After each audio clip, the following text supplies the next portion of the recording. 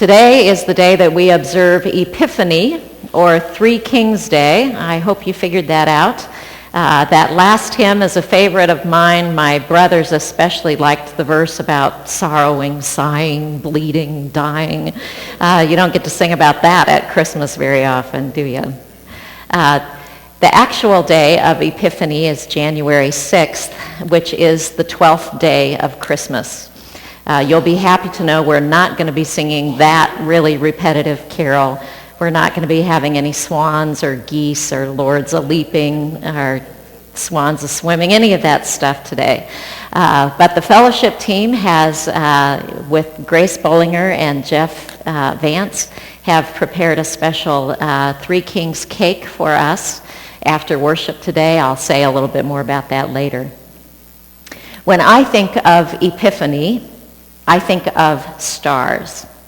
It's one of my favorite symbols of the season, and so I was glad to sing all of this music today about stars. I was happy that Karen Llewellyn and the folks who decorated the tree out in our gathering area chose to use the gold and silver stars that we've been able to appreciate all season long. Now, my interest in stars goes back to my childhood. I had two older brothers who were interested in astronomy. They had books and star charts and telescopes that cluttered up their shared bedroom. Unfortunately, the suburbs of Los Angeles are not a great place for stargazing. Even though the smog kind of clears away at nighttime, there is virtually no place that you could go in our neighborhood that didn't have light clutter from houses or traffic lights or cars. But we were lucky. There was some place within 2 hours of our home where we could go and see the stars. We would go out and camp in the desert. It was less than 2 hours away. We'd go out with the Gephardt family from church, and the boys would set off model rockets during the day. That's another good activity to do in a not heavily populated place. And then at night, we would look at the stars because the low humidity meant that it would be cloudless and clear, and there was hardly anybody out there to create light to interrupt our star viewing. So my brothers would get out their charts and their slide rules and do astronomy stuff.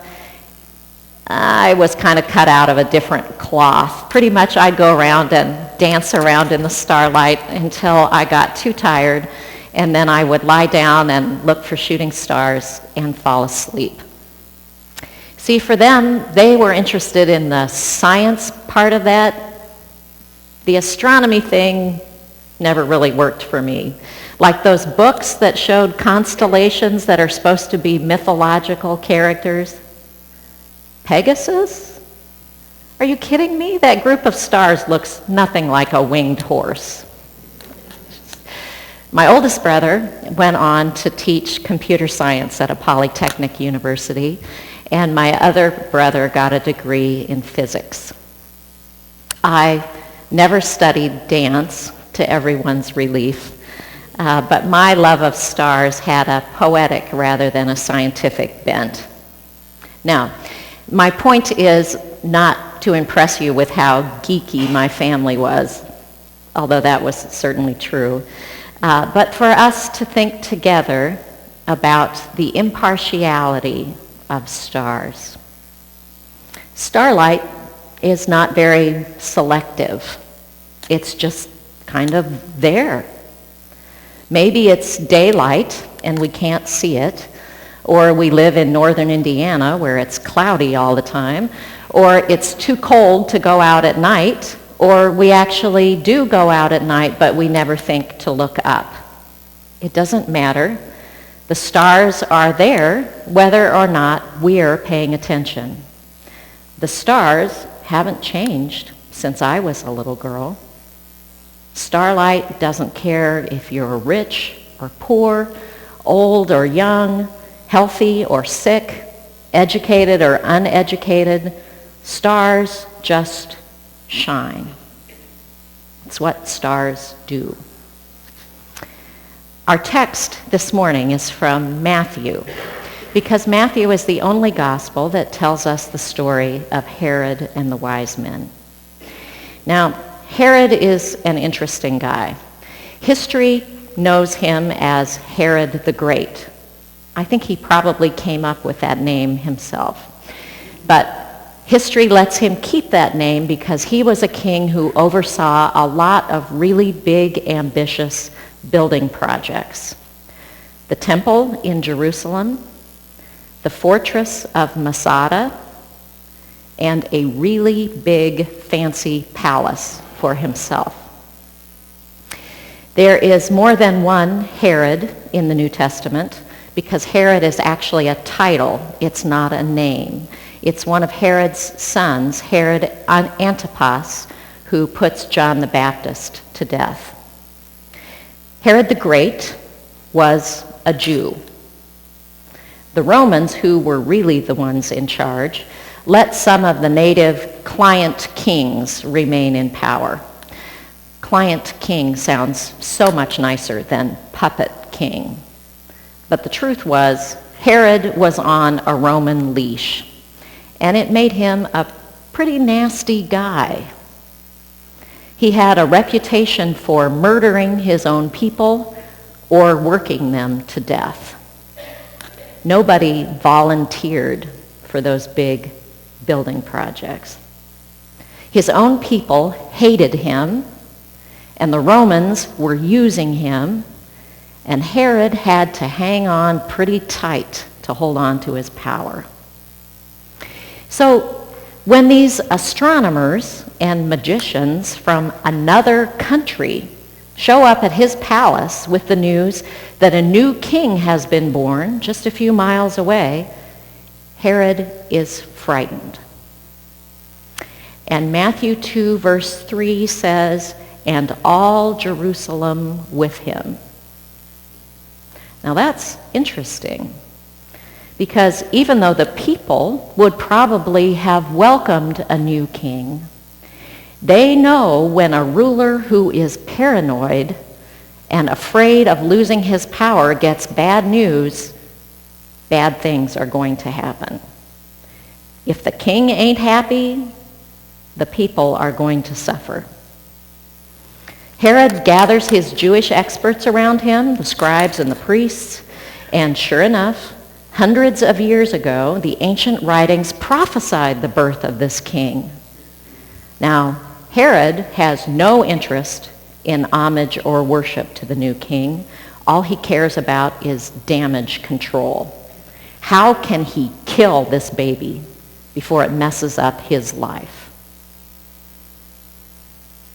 Herod is the insider, the Jew with a court full of priests and scribes and access to the ancient writings. He doesn't have any use for starlight. There's nothing in Matthew's account to indicate that Herod noticed the star before the wise men came, or that he bothered to step outside of the palace and look at the sign that the prophecy had been fulfilled.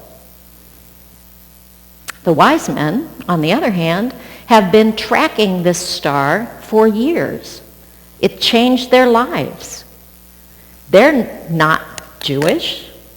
They don't have to go on a long journey away from home. This new king isn't even going to be the king of their country. They certainly didn't have to take expensive gifts. This baby wasn't even at the palace. He was in a regular house a couple miles away. But there's something about this star that compels the wise men to pay attention. Not just to say, "Hey, was that star there last night? That's weird." No, they actually take the next step and say, "I wonder what that means." And the next step, which is, "I think this could be something important." And the next step, which is, this star is telling about something of cosmic significance. And the next step, we should go and see. And the next step, we can't go visit a king empty-handed. And finally, pack the camels. We'll see you in a couple years. Herod and the wise men are looking at the same star. That is, the same star is shining, but only the wise men are actually paying attention. Herod, the Jew, has an inside track on this miraculous birth, but is completely unaware of it until it threatens his power. The wise men are Gentiles. They're not Jews. They're like some magicians from some other country, for heaven's sakes. And they are the ones that sense what the star means and actually do something about it. This is a pretty radical narrative device for Matthew to employ. Remember, Matthew doesn't have angels and shepherds in his birth account. All of that's in Luke. All Matthew has is the wise men and King Herod. What we get from Matthew is this story of outsiders who figure it out and insiders who don't. And Herod doesn't just miss the point. He's so focused on maintaining his own power that he's willing to kill innocent children rather than step down. Joseph and his family barely make it out of Palestine alive, and they become political refugees in Egypt, and they stay there until they get the word that Herod the Great is dead. I trust that I'm not the only one who sees some contemporary parallels here. I'm not suggesting that this story from Matthew is an allegory, that King Herod is a specific 21st century ruler, or that the wise men are from a certain country. But I do think that how we understand this story has a lot to do with whether we identify with the insiders or the outsiders. And my caution is that as middle-class Christians in America, we are the insiders. We are the ones who ought to understand the significance of Jesus' birth. We are the ones who ought to understand the radical message that God's love is for everyone who is willing to step outside the palace and take a look up at the sky.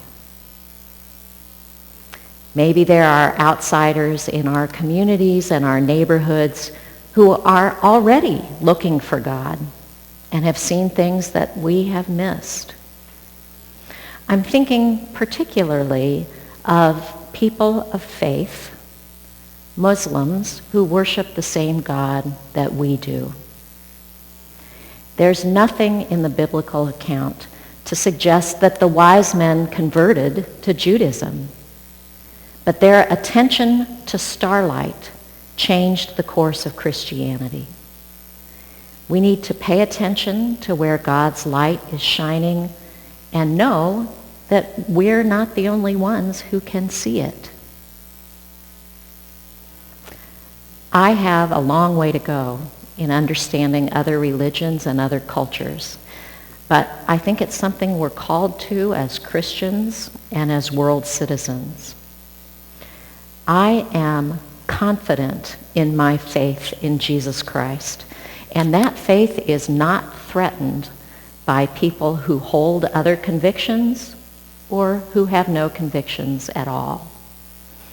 My friendship with people of other faiths cannot be based on their willingness to convert to Christianity. Those conversations are difficult enough without the weight of that kind of agenda. I'm not afraid to share my Christian beliefs, but I'm secure in the knowledge that the light of Christ is blazing the way, whether others choose to see it or not. And I know that people who are frightened and insecure hurt innocent people. And I want no part of that paranoia. I hope I have the humility to acknowledge that I don't know everything about God that there is to know. So So whether you are someone who makes calculations or someone who dances, I hope we will find ways to pay attention to starlight, to see ourselves and others in the light of God's love, to let the light of Jesus shine through us to all people and all nations. May the light of God shine on. Amen.